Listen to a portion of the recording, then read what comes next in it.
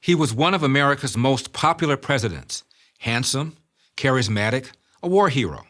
He believed a strong military was the best guarantor of peace. He explained that cutting taxes was the best way to grow the economy. He firmly opposed racial quotas and was horrified by the idea of unrestricted abortions. Can you name him? Here's one more clue. He was not a Republican. The answer? John F. Kennedy.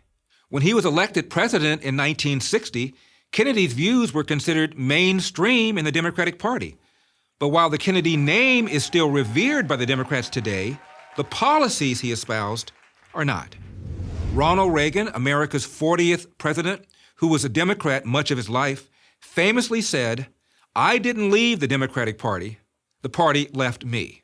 So, if Kennedy were alive now, which party would he belong to? It's impossible to know, of course, but we can compare his political positions to those of today's Democratic Party.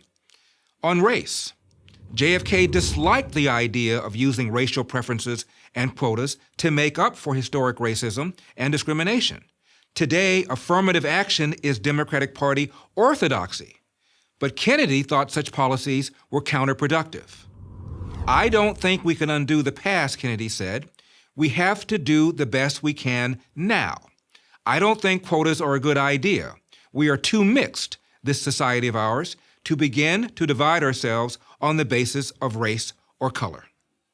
On taxes, Kennedy was an ardent proponent of across-the-board tax cuts, believing that more cash in the hands of all Americans, including the so-called wealthy, and a lighter footprint from the IRS would grow the economy.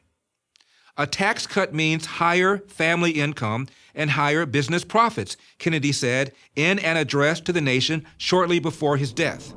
Every taxpayer and his family will have more money left over after taxes for a new car, a new home, new conveniences, education, and investment.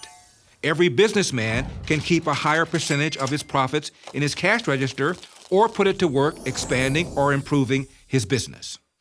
On foreign policy, Kennedy was very firm about his red lines. When the Soviet Union built missile sites in Cuba, leading to what is known as the Cuban Missile Crisis, Kennedy threatened a decisive military response. The Soviet Union backed down.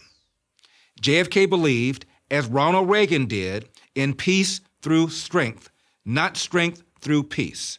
In his inaugural address, Kennedy made the case for a strong U.S. military. He saw this as the only way to deter America's enemies. "Only when our arms are sufficient beyond doubt," he said, "can we be certain beyond doubt that they will never be employed."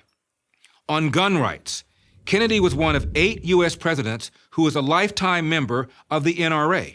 Here's what he said about the Second Amendment.